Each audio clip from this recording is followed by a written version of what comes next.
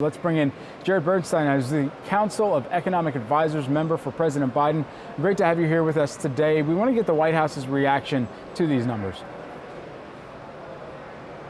Well, I'm an economist who's been tracking these employment reports for many decades. It's one of the reasons my hair is so gray, because these are volatile numbers, and what you really need to do is look at the monthly report, as we did very carefully, and I know we'll get into the guts. But to really understand the top line trend, you have to smooth out the results over the past 3 months by taking an average. And if you do so, you'll find that the average monthly gains of payroll jobs is over 500,000 per month. It's 524,000 per month. Now, if you compare that to the prior 3 months, that was only at 60,000. So what we see here is clearly an economy that's reopening. People are feeling comfortable to come back into the job market, which, by the way, very important indicator from today's report, from the April numbers, labor force participation ticked up by 0.2%, over 400,000 people coming back into the job market. And we also saw a very significant drop, almost 900,000, in people saying that they were going to get back into the labor force because they were no longer so concerned about the virus. And that suggests that getting shots in arms and checks in pockets from the American Rescue Plan is helping. How might this all contribute to the way that the infrastructure plan is continued to be pitched to the American public, but also to congressional members? And what does the president plan to do to revitalize some of the most impacted sectors over the course of this most recent report in manufacturing and retail? Yeah, that's an important question. Let me give you a two-part answer. The first part is that when we're talking about monthly or even the kind of averaging jobs numbers, the over 500,000 jobs per month over the past 3 months that I mentioned, we're talking about those kinds of numbers. We're really thinking about the American Rescue Plan, not the Families or Jobs Plan, which are 8 to 10 year investments in structural changes that I'll get to in a second. So when we look at the willingness of people to come back into the job market, when we see, as we saw today, that the leisure and hospitality sector, including restaurants, was up over 300,000, restaurants up about 190,000, there you can see the American Rescue Plan at work. And of course, getting the vaccine out there is just an essential part of solving that puzzle.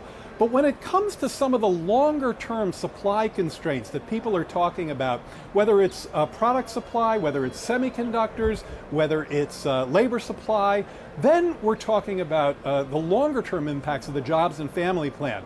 You know, standing up domestic supply chains where we've been vulnerable in that regard. Semiconductors is a good example. $50 billion in the Jobs Plan to help ease that supply constraint.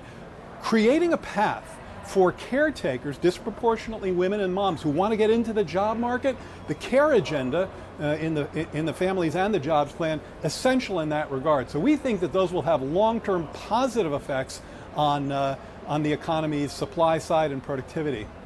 You know, going forward from here, we had also known and continued to cover the global chip shortage as it impacts jobs too, in the shutdowns temporarily of certain plants that are producing everything from automobiles and some of them producing even consumer products at the end of the day.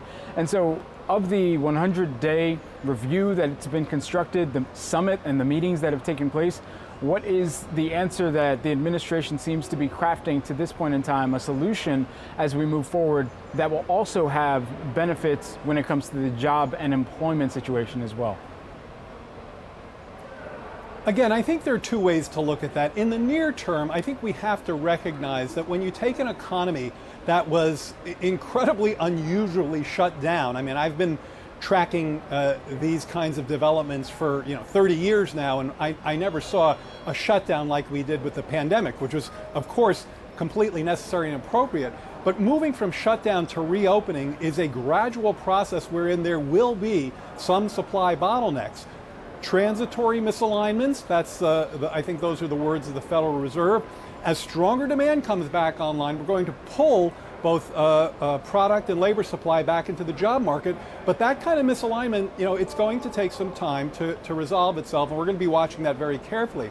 But I think from the perspective of your question, over the longer term, that's where investments in, I think, the jobs plan in particular come in.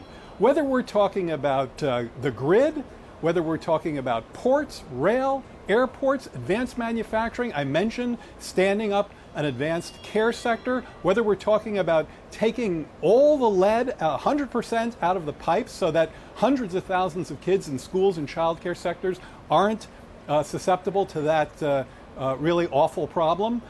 Those are the longer term initiatives of the Jobs and Families Plan, and embedded in there is a direct attack on some of the supply chain constraints that we've seen so clearly over the course of the pandemic. Standing up, again, standing up a child care sector, standing up a domestic semiconductor initiatives and factories, advanced manufacturing to onshore some of these areas where supply constraints have hit us. That's a key target of those plans. Jared, just very briefly here, because I need to hustle to my finish, but what do you believe that the employment economy will look like post-pandemic? How will it change, and what will wages look like more broadly?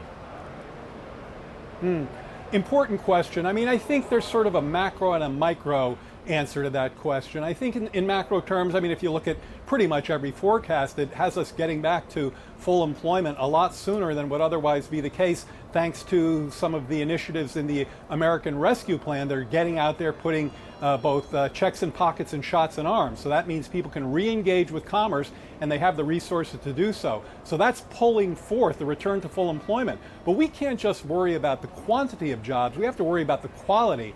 And there you see initiatives, again, in the Families and Jobs Plan to help make sure those jobs are union jobs, to help make sure those jobs pay a living wage, and to make sure that people who have heretofore not really caught the kind of economic prosperity that's occurred in the overall economy finally get a fair shake at doing so. All right, Jared Bernstein, who is the Council of Economic Advisors member for President Biden. Thank you so much for joining us here, taking the time this morning, Jared. We appreciate it.